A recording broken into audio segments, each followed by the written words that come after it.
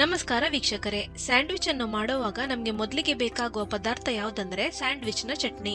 ಈ ಚಟ್ನಿ ಇದ್ರೆ ನಾವು ತುಂಬಾ ವೆರೈಟಿಯ ಸ್ಯಾಂಡ್ವಿಚ್ ಅನ್ನು ಮಾಡಬಹುದು. ಈ ವಿಡಿಯೋದಲ್ಲಿ ಸ್ಯಾಂಡ್ವಿಚ್ನ ಚಟ್ನಿ ಹೇಗೆ ಮಾಡೋದು ಅಂತ ನೋಡೋಣ.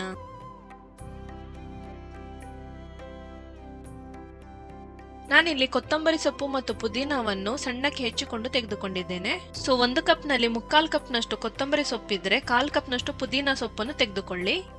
ನಾನಿದನ್ನು ಈ ರೀತಿ ಹೆಚ್ಚಿಕೊಂಡು ಹಾಕ್ತಿದ್ದೇನೆ. ನೀವು ಬೇಕಾದ್ರೆ ಹೆಚ್ಚಿಕೊಳ್ಳದೆ ಡೈರೆಕ್ಟ್ ಆಗಿ ಒಂದು ಮಿಕ್ಸಿ ಜಾರ್ಗೆ ಹಾಕಬಹುದು.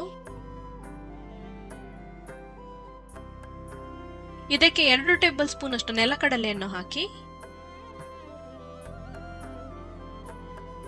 ನಾನಿಲ್ಲಿ 4 ಹಸಿಮೆಣಸನ್ನು ಹಾಕ್ತಿದ್ದೇನೆ. ನಿಮ್ಮ ಖಾರಕ್ಕೆ ತಕ್ಕ ಹಾಗೆ ಇದನ್ನು ಹಾಕಿಕೊಳ್ಳಿ.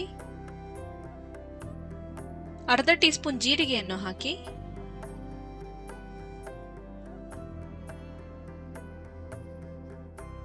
1 ಇಂಚಿನಷ್ಟು ಶುಂಠಿಯನ್ನು ಈ ರೀತಿ ತುಂಡು ಮಾಡಿಕೊಂಡು ಹಾಕಿ.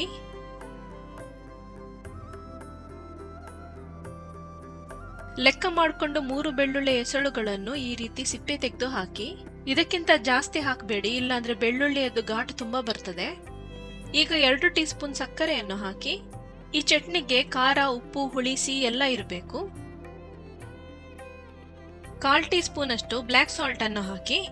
ಇದರ ಬದಲಿಗೆ ಚಾಟ್ ಮಸಾಲಾ ಪೌಡರ್ ಅನ್ನು ಕೂಡ ಹಾಕಬಹುದು. ಕೊನೆಯಲ್ಲಿ ರುಚಿಗೆ ತಕ್ಕಷ್ಟು ಉಪ್ಪನ್ನು ಹಾಕಿ. ನಾನು ಬ್ಲಾಕ್ ಸಾಲ್ಟ್ ಅನ್ನು ಹಾಕಿರೋದ್ರಿಂದ ನಾನೀಗ 1/4 ಟೀ ಸ್ಪೂನ್ ಅಷ್ಟು ಸಾಲ್ಟ್ ಅನ್ನು ಮಾತ್ರ ಹಾಕ್ತೇನೆ. ನಂತರ ರುಚಿಯನ್ನು ನೋಡಿಕೊಂಡು ಬೇಕಾಗಿದ್ದಲ್ಲಿ ಹಾಕಬಹುದು. ಈಗ ಒಂದು ನಿಂಬೆ ಹಣ್ಣಿನ ಸಣ್ಣ ತುಂಡನ್ನು ತೆಗೆದು ಹಿಂಡಿರಿ. ಚಟ್ನಿಗೆ ಬೇಕಾಗುವ ಸಾಮಗ್ರಿಗಳನ್ನು ಹಾಕಿದ್ದಾಯ್ತು. ಕೊನೆಯಲ್ಲಿ ಸ್ವಲ್ಪ ಸ್ವಲ್ಪ ನೀರನ್ನು ಹಾಕಿಕೊಂಡು ಆದಷ್ಟು ನಯವಾಗಿ ರುಬ್ಬಿಕೊಳ್ಳಿ.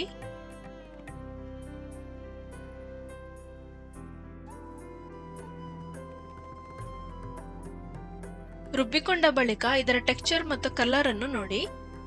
ನಿಮ್ಗೆ ಯಾವಾಗ ಸ್ಯಾಂಡ್ವಿಚ್ ಮಾಡ್ಲಿಕ್ಕಿದೆಯೋ ಆವಾಗ ಇದನ್ನು ಫ್ರೆಶ್ ಆಗಿ ಮಾಡ್ಕೊಳ್ಳಿ.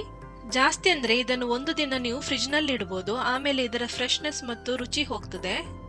ನಿಮ್ಮ ಹತ್ರ ನೆಲಕಡಲೆ ಬೀಜ ಇಲ್ಲ ಅಂದ್ರೆ ಅದರ ಬದಲಿಗೆ 2 ಟೇಬಲ್ ಸ್ಪೂನ್ ಅಷ್ಟು ಪುಟಾಣಿಯನ್ನು ಹಾಕಿ. ನಾನಿಲ್ಲಿ ತೋರಿಸಿದ ಅಳತೆಯಿಂದ 6 ರಿಂದ 7 ದೊಡ್ಡ ಸೈಜ್ ನ ಸ್ಯಾಂಡ್ವಿಚ್ ಅನ್ನು ಮಾಡಬಹುದು. ಮತ್ತೆ ಈ ಚಟ್ನಿ ಸ್ಯಾಂಡ್ವಿಚ್ ಅನ್ನು ಹೊರತುಪಡಿಸಿದ್ರೆ ಬೇರೆ ಯಾವುದಕ್ಕೂ ಅಷ್ಟೊಂದು ಸೂಟ್ ಆಗೋದಿಲ್ಲ. ನಾನಿಲ್ಲಿ ಸ್ವಲ್ಪ ನೀರನ್ನು ಮಿಕ್ಸಿ ಜಾರ್ಗೆ ಹಾಕಿ ಇದಕ್ಕೆ ಹಾಕ್ತಿದ್ದೇನೆ. ತುಂಬಾ ಜಾಸ್ತಿ ನೀರನ್ನು ಹಾಕಿ ಮಿಕ್ಸ್ ಮಾಡಬೇಡಿ. ಇದರ ಕನ್ಸಿಸ್ಟೆನ್ಸಿ ಇಲ್ಲಿ ತೋರಿಸಿದ ಹಾಗೆ ಇರಬೇಕು. ನಮ್ಮ ಚಾನೆಲ್ನಲ್ಲಿ ನಾವು ಆಲ್ರೆಡಿ ಸ್ಯಾಂಡ್ವಿಚ್ನ ರೆಸಿಪಿಯನ್ನು ಶೇರ್ ಮಾಡಿದ್ದೇವೆ. ನಿಮಗೆ ಆಸಕ್ತಿ ಇದ್ದಲ್ಲಿ ವೀಕ್ಷಿಸಿ. ನಮ್ಮ ಈ ವಿಡಿಯೋವನ್ನು ವೀಕ್ಷಿಸಿದ್ದಕ್ಕಾಗಿ ಎಲ್ಲರಿಗೂ ಧನ್ಯವಾದಗಳು.